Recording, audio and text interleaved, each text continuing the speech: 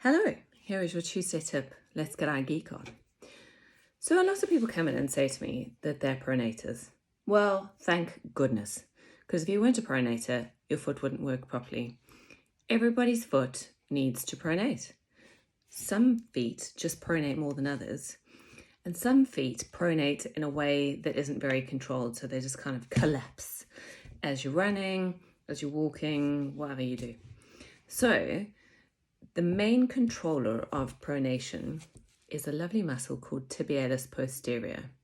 That sounds very fancy. It's not. It's just a muscle that runs from somewhere just below your knee, underneath your foot, and attaches onto your foot. Let's have a look at it. Tibialis posterior, how do I exercise thee? And I want to show you in a second, but I am first going to show you where it is. So it runs from here, down there, underneath there, and all the way underneath my foot, okay? So what it does is it stops me from falling in, and it helps to control my ankle in this direction, okay? So that's its job. You know where it is now, and now I'm going to show you how to exercise it.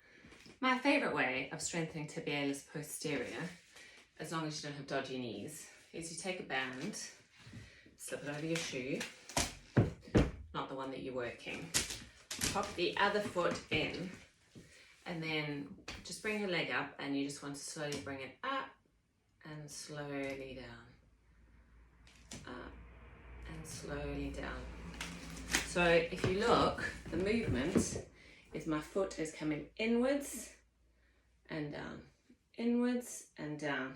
So it's sort of making, I'll go this way, inwards and out, inwards and out.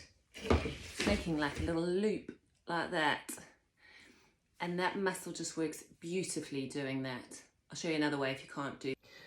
So here is another way. I've just literally attached this to one of the only stable things we have in the house, tied my band around, sticking my foot in, and I'm going to pull inwards and slowly back. Slowly back is always going to be key, okay? Because that's training the eccentric part of the motion. That's the bit that we really want to work on. It's nice and slow and controlled.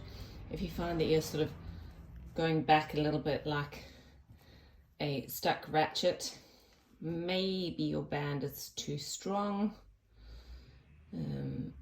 but you really want to be able to do nice and controlled work. There are other ways in which we can strengthen tibialis posterior, but this is a really good start.